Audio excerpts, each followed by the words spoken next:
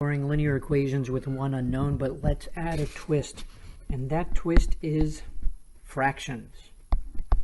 So 2/3 x plus 1 equals -2 is the problem that we will consider first. We could solve this the ways that we did previously. In fact, let's quickly do this. We could subtract 1 from both sides and end up with 2/3 x is equal to -3. And then if we turn around and multiply both sides by the reciprocal of 2/3, which would be 3/2. So if we multiply both sides by 3/2 there, we would end up getting that x is equal to, this was a multiplication sign right there, 3 times 3/2, and it's -3, so -9/2 as an answer. And that's not too hard to do.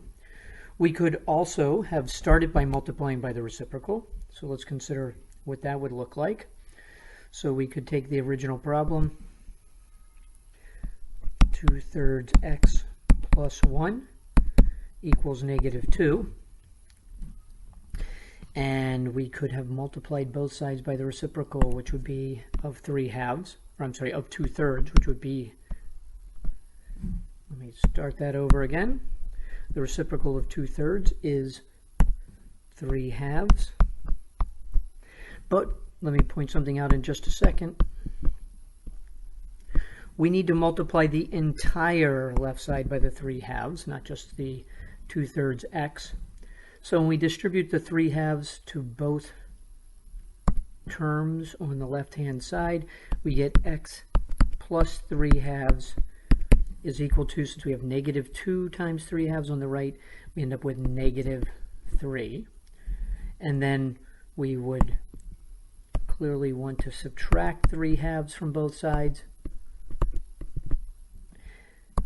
And when we finish doing that, we will end up with x on the left, but now we have to take -3 and subtract 3/2. So let's rename -3 as -6/2 minus 3/2. So that gives us -9/2, exactly what we had before. But let's consider a new way to approach this problem. So we have 2/3 x plus 1 equals -2. So let me separate out my new way here. Remember that we're allowed to add anything to both sides of the equation or multiply both sides of the equation by any value. And we could subtract or divide equally as well. So when I have a fraction like 2/3, a really nice number to multiply by would be the number 3. So let's look at what happens when we multiply both sides of the equation by 3. We end up with a much simpler equation that does not have fractions. So if I multiply 2/3 times 3, I have 2x. When I multiply 3 times 1, I get 3. And -2 times 3 will be -6. So we now have a simpler expression, and it's simple because it only involves integers. So in other words, we could make this into an equivalent equation that does not have fractions by multiplying through both sides by the denominator of 3 in this case. Now, it's pretty easy to solve. I think you would want to subtract 3 from both sides, and that would end up giving you that 2x is equal to -9. Divide both sides by 2, and once again we get x equals -9/2. So we've used 3 different methods to get to the same answer. If I were to number them, 1, 2, and 3. Looks like method 2 was the hardest. Why was it the hardest? Right here in this step, you had to subtract fractions. you had an integer and you had to subtract a fraction from it, and the integer was negative. And so that was relatively difficult compared to the others. 1 turned out to be pretty simple, but 3 was also simple, and so it gives us a new tool in our toolbox. In method 3, basically we can rid ourselves of the denominator. We can create a new problem with no fractions. Maybe better yet, say create a new equation that is equivalent. By equivalent, I mean it has the same solution, but it has no fractions.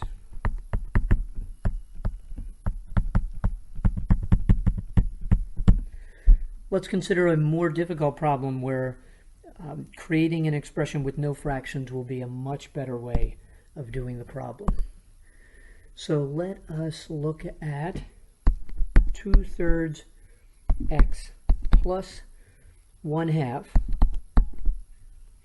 equals 3/2 x minus 1/4. Now I've made this on purpose. I have 2/3 and 3/2. Multiplying by the reciprocal of 1 wouldn't work very well, because then we would have exactly the wrong thing on the other side. So you might be tempted to multiply the left side by 3/2, but that will make the right side worse, and you might be tempted to multiply by 2/3, which would make the left side worse if you were to multiply everything by those. So let's consider what we can do here. In this case, there are several things we can do. We have multiple denominators. We're dividing by 3 for the first term on the left. We're dividing by 2 for the second term on the left.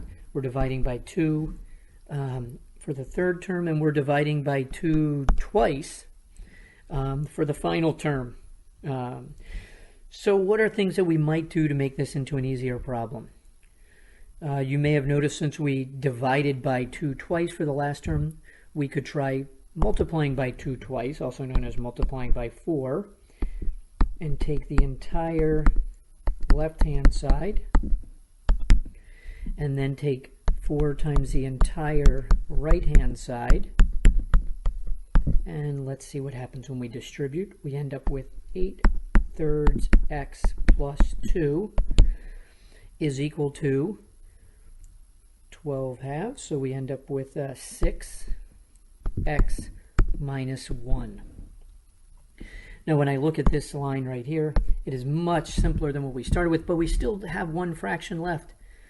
How could we eliminate that fraction? We could multiply both sides by 3. And if we do that, 3 times 8/3 gives me 8x plus 3 times 2 is 6.